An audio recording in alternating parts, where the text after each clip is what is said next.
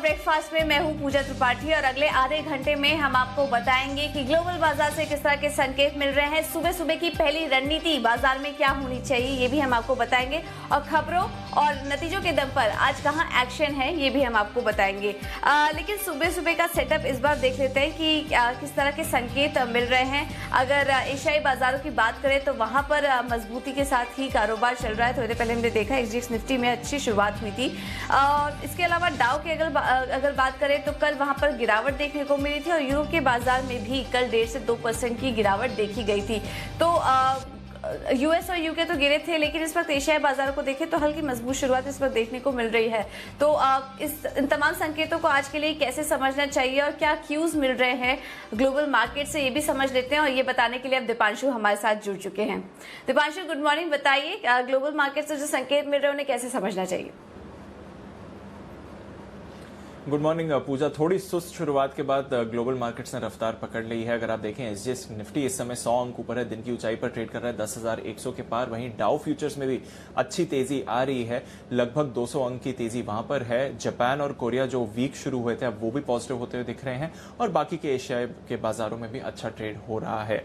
आज शाम फेड के निर्णय पर निवेशकों की नजर है। हालांकि पॉलिसी में ज्यादा बदलाव का अनुमान नहीं है, पर किस तरह का इकोनॉमी पर आउटलुक रहेगा वो काफी इंपॉर्टेंट है। कल शाम अगर आप अमेरिकी बाजारों को देखें तो इस फेड के डिसीजन से पहले गिरावट जरूर देखी। 6 दिन की तेजी के बाद डाउ कल 300 अंक फिसला, लगभग 1% नीचे। एसएनपी 500 भी लगभग 0.8% नीचे था। पर नैस्डैक ने लगातार चौथे दिन नया रिकॉर्ड बनाया। इंट्राडे में पहली बार 10,000 के ऊपर गया, नया क्लोजिंग हाई भी रहा, हालांकि 10,000 के ऊपर बंद नहीं हुआ। फैंग स्टॉक्स जो है Facebook, Amazon, Apple, Microsoft, Netflix, इन सभी में अच्छी तेजी रही और काफी सारे स्टॉक्स ने नया क्लोजिंग हाई भी बनाया। तो एक बार फिर से टेक्नोलॉजी शेयर्स में खरीदारी रही, पर जो इकोनॉमी से जुड़े हुए शेयर्स हैं वहां पर हमने मुनाफा वसूली देखी, इसलिए डाउ में आपको गिरावट देखने को मिली। हालांकि सिर्फ 1% की ही गिरावट थी। यूरोप के बाजारों की बात करें तो वहां पर भी मुनाफा वसूली देखने को मिली, लगभग 1.5 से 2% नीचे थे। वहीं अगर आप सोने की बात करें तो हल्की सी खरीदारी के साथ अब 1720-1725 के डॉलर के आसपास ट्रेड हो रहा है। कच्चे तेल में काफी सारा एक्शन रहा, हालांकि कच्चा तेल खुद दायरे में ही रहा। अभी $40 के आसपास ब्रेंट ट्रेड कर रहा है। पिछले 2 दिनों से यही लेवल है जहां पर आपको ब्रेंट दिखेगा। पर गोल्डमैन सैक्स की एक रिपोर्ट आई है जो कह रहे हैं कि यहां से वो एक्सपेक्ट करते हैं कि तेल में 15 से 20% की गिरावट फिर से आ सकती है। वो कह रहे हैं कि रिकॉर्ड भंडार अभी भी हैं ग्लोबली, कच्चे तेल के लगभग 100 करोड़ बैरल के भंडार अभी भी हैं ग्लोबली और डिमांड इतनी ज्यादा वापस नहीं आई है कि प्राइसेस को आगे जाकर सपोर्ट मिल सके। तो सप्लाई अभी भी काफी ज्यादा है डिमांड के मुताबिक और डिमांड जल्दी रिकवर नहीं होने वाली है, इसलिए उन्हें लग रहा है कि यहां से 15 से 20% की गिरावट आ सकती है जहां तक कच्चे तेल का सवाल है। पर बाकी अगर आप ग्लोबल क्यूज देखें तो काफी पॉजिटिव आ रही हैं। कल की वीक ट्रेड के बाद अमेरिकी फ्यूचर्स भी अब पॉजिटिव ट्रेड कर रहे हैं। बिल्कुल, तो अमेरिकी फ्यूचर्स पॉजिटिव ट्रेड कर रहे हैं और एसजीएक्स निफ्टी भी अच्छी मजबूती के साथ कारोबार कर रहे हैं। तो संकेत अगर बात करेंगे तो अच्छे ही दिखाई दे रहे हैं। इसके अलावा दीपांशु, कोरोना को लेकर क्या अपडेट है? कोरोना की बात करें तो कल 1,20,000 नए मामले सामने आए ग्लोबली और 73 लाख लोग अब प्रभावित हैं। 4,13,000 लोगों की मौत हो गई है और अब तक 36 लाख लोग ठीक हुए हैं। भारत के लिए कोरोना अपडेट इंपॉर्टेंट है क्योंकि कल हमने देखा 10,000 से ज्यादा मामले भारत में आए और 277 लोगों की मौत हुई। तो ये खराब आंकड़ा जरूर है भारत के लिए। अब भारत में 2,76,000 लोग प्रभावित हैं और मरने वालों की संख्या भी 7,750 पहुंच गई है। सिर्फ और सिर्फ अगर आप मुंबई की बात करें तो मुंबई में 51,000 से ज्यादा लोग संक्रमित हो चुके हैं, जो कि वुहान से भी ज्यादा है। वुहान इस पूरे कोरोना वायरस का एपिसेंटर था और वुहान में करीब 50,300 मामले हुए थे। तो इस समय मुंबई में वुहान से ज्यादा मामले हो चुके हैं, तो ये एक चिंता की बात जरूर है। और महाराष्ट्र में भी 90,000 मामले हैं, जो कि चीन के टोटल मामलों से ज्यादा है। तो ये एक चिंताजनक बात जरूर है भारत के लिए। इसके अलावा अगर एक अच्छी चीज देखें तो इस समय भारत में 1,33,000 एक्टिव मामले हैं और 1,34,000 लोग रिकवर हो गए हैं। यानी कि इस समय जितने लोग रिकवर हुए हैं वो एक्टिव मामलों से ज्यादा हैं। तो ये एक अच्छी बात जरूर है, पर कितनी देर ये मेंटेन होता है इस पर नजर रखनी पड़ेगी क्योंकि 10,000 नए मामले कल सामने आए हैं। इसके अलावा ब्राजील के लिए खराब दिन रहा, 31,000 नए मामले सामने आए। वहां पर यूएस में 19,000 मामले सामने आए, रूस में 8,600 मामले सामने आए। तो वही देश हैं जहां से चिंता बढ़ रही है, जो 4 देश हैं वहीं पर आप देख रहे हैं सबसे ज़्यादा मामले आ रहे हैं। स्पेन में लगातार दूसरे दिन एक भी नया मामला नहीं आया, ये एक अच्छी बात है। एक फाइनल चीज़, ग्लोबली इकॉनमीज खुल रही हैं, बट डॉक्टर एंथनी फाउची हैं जो यूएस के कोरोना टास्क फोर्स के इंचार्ज हैं, उनकी चेतावनी आई है। वो कह रहे हैं कि ये महामारी अभी तक ख़त्म नहीं हुई है, एक कम समय में पूरे ग्लोब में ये महामारी फैल चुकी है और HIV और इबोला जो इससे पहले काफ़ी सीवियर वायरसेस रह चुके हैं, उससे भी ज़्यादा संक्रमण कोरोना का हुआ है। तो परेशानी वाली बात है, कोरोना इन बाकी वायरसेस से अलग है और ये महामारी या ये लड़ाई अभी तक ख़त्म नहीं हुई है। ओके, तो महामारी खत्म नहीं और चिंता और भी ज्यादा यहाँ पर बढ़ती जा रही है अगर कोरोना के आंकड़ों को देखें तो। बहुत बहुत शुक्रिया दीपांशु ये सारी डिटेल्स शेयर करने के लिए। चलिए अब आगे बढ़ते हैं और संस्थागत निवेशकों की तरफ से किस तरह के आंकड़े हैं ये भी समझ लेते हैं। अगर विदेशी निवेशकों की बात करें तो कल कैश मार्केट में 490 करोड़ की खरीदारी देखी गई है। घरेलू निवेशकों की बात करें तो उनकी तरफ से 733 करोड़ की बिकवाली हुई थी, लेकिन वायदा बाजार में भी विदेशी निवेशकों ने खरीदारी ही की है। करीब 1026 करोड़ की खरीदारी यहाँ पर देखी गई है FIS की तरफ से। तो आंकड़े खरीदारी की ही तरफ से थे अगर विदेशी निवेशकों के आंकड़ों को देखेंगे तो इन तमाम क्यूज को आज के लिए कैसे समझना चाहिए इसका भी रुख कर लेते हैं। वक्त है हमारे खास सेगमेंट का जहां हम हर रोज बात करते हैं जी बिजनेस के मैनेजिंग एडिटर अनिल सिंघवी से।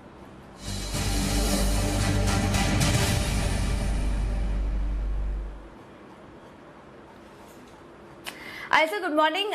आज ग्लोबल बाजार के अगर संकेत देखें तो काफी मिले जुले हैं। एशियाई बाजार एक तरफ कमजोर हैं, लेकिन डाउ फ्यूचर और SGX निफ्टी काफी अच्छी मजबूती दिखा रहे हैं। तो इस वक्त जो संकेत आ रहे हैं उन्हें कैसे देखना चाहिए आज भारतीय बाजारों के लिए?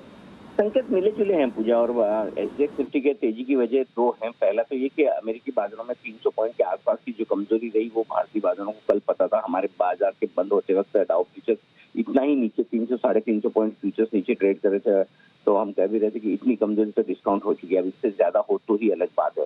तो कमजोरी उतनी हुई है, पहली बात। दूसरा, डाउ फ्यूचर धीमे धीमे अच्छी मजबूती बना रहे हैं, तो वो दूसरा कारण है। और नेक्स्ट 6 दिनों की तेजी के बाद थोड़ा तो कहीं रुकेंगे, तो हल्की प्रॉफिट बुकिंग डाउ में भी है, जिसे हम रनिंग करेक्शन कहते हैं, तो वो होता हुआ दिखा है। तो उस लिहाज से डाउ फ्यूचर्स भी आपको थोड़ा सा पॉजिटिविटी देते हुए नजर आ रहे हैं। तीसरा बड़ा कारण ये है कि FIS की तरफ कल के सेशन में आंकड़े थोड़े बेहतर आए हैं।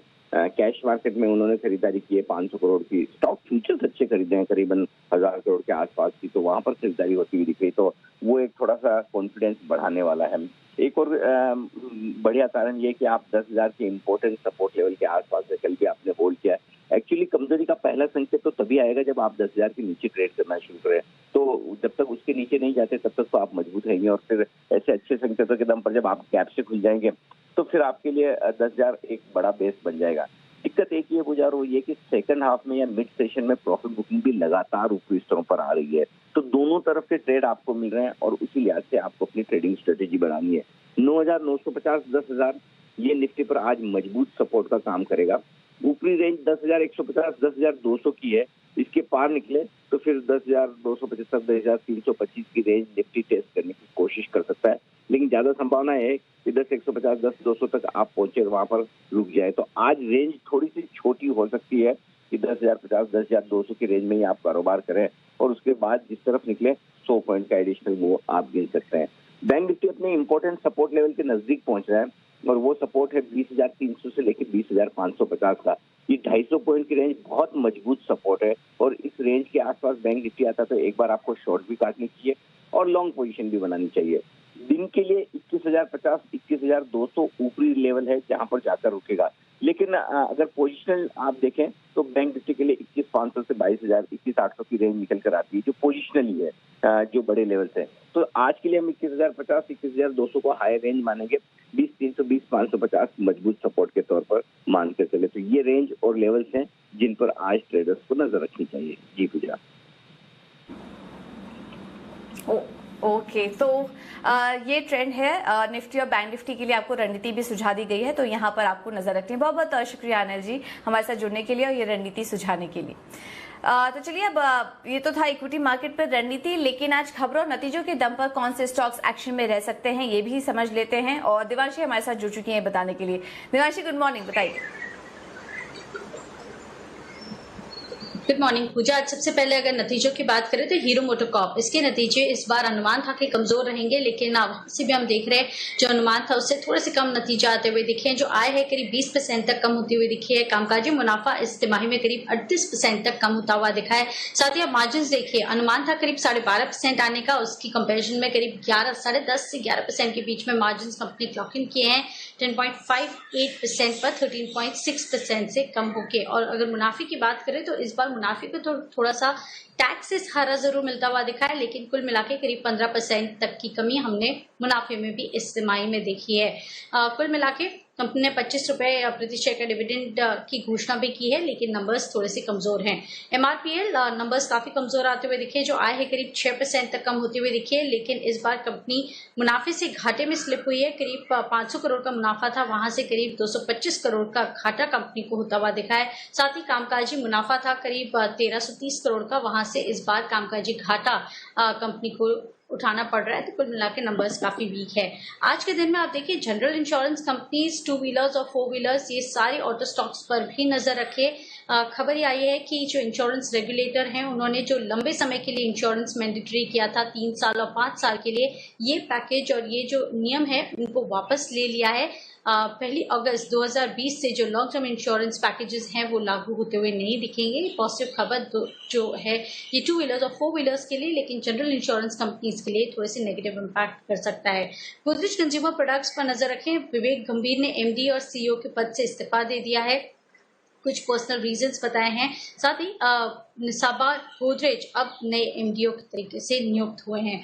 यस बैंक पर नजर रखें, जहां पे मधु कपूर के परिवार ने बैंक के खिलाफ जो केस किया था वो अब उन्होंने वापस ले लिया है। इसके चलते आज फोकस रहेगा। साथ ही भारतीय एयरटेल कंपनी की जो सब्सिडरी है उन्होंने बांग्लादेश की जो कंपनी है रोबी एक्सियाटा, इसमें अपनी हिस्सेदारी 6% से बढ़ा दी है। अब उनकी कुल हिस्सेदारी 31.3% पर पहुंचती हुई दिखी है। इसके चलते आज फोकस में रहेगा। कंपनी ने NTT डोकोमो से ये 6% हिस्सा खरीदा है। साथ ही जुबिलेंट लाइफ, मैं आपको बता दूं कि कंपनी के कोरोना वायरस एक एम्प्लॉय में COVID-19 पाया गया था, पॉजिटिव पाया गया था, और इसके चलते इनको प्लांट्स बंद करने पड़ रहे थे।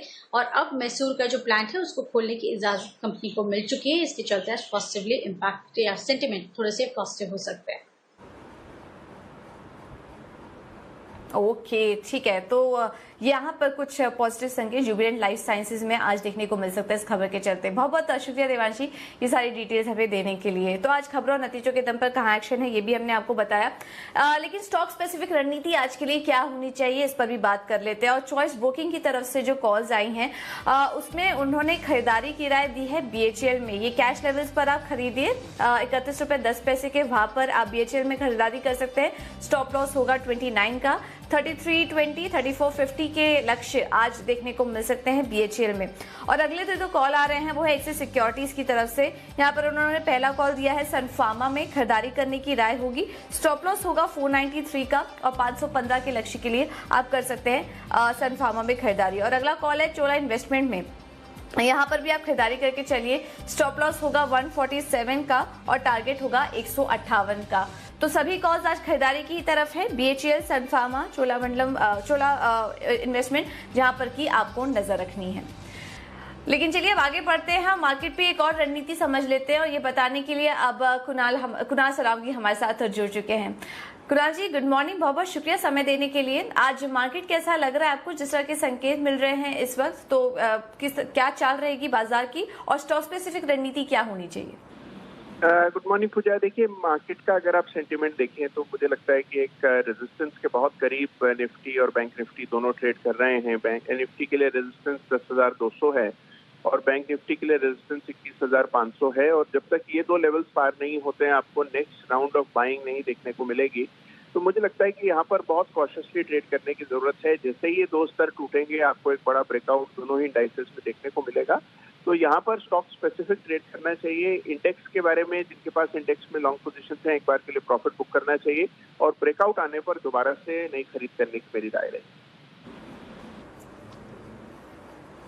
ओके, तो ये राय यहाँ पर आगे पे दे दी गई है। लेकिन कुणाल जी स्टॉक स्पेसिफिक रणनीति आज के लिए क्या होगी? देखिए कल हमने पूजा देखा बहुत सारे फार्मा कंपनीज में फिर से एक ब्रेकआउट आता हुआ नजर आया। कल तेजी बनी थी डॉक्टर रेड्डीज में, उसके अलावा औरो फार्मा में बहुत अच्छी तेजी है। लेकिन मुझे जो स्टॉक पसंद है इस स्पेस में वो लुपिन है, जिसमें कल एक बड़ा ब्रेकआउट हमने देखने को मिला था। तो लुपिन मुझे लगता है कि आज भी तेज रहेगा। बाय करके चले, यहाँ पर 900 रुपए के आसपास एक स्टॉप लॉस रख लें तो मुझे लगता है कि 945 और 975 के लेवल्स आपको लुपिन में देखने को मिल सकते हैं। तो 945, 970 के टारगेट के लिए लुपिन बाय करने की राय। ओके, 945, 970 के लेवल्स के लिए आप लुपिन में खरीदारी कर सकते हैं। थोड़ी देर पहले आपको सन फार्मा में भी खरीदारी करने की राय दी, तो फार्मा शेयर आज फोकस में रह सकता है, वहां पर अच्छी बाइंग देखने की उम्मीद है जितने भी एनालिस्ट की तरफ से इस वक्त व्यू निकल कर आ रहे हैं। बहुत बहुत शुक्रिया कुणाल जी ये रणनीति हमें सुझाने के लिए। और चलिए अब आगे बढ़ते हैं और ब्रोकरेज हाउस के नजर रडार पर आज कौन से स्टॉक्स हैं ये भी समझ लेते हैं। वक्त हमारे खास सेगमेंट का FIR यानी कि FII इन्वेस्टमेंट रिपोर्ट्स।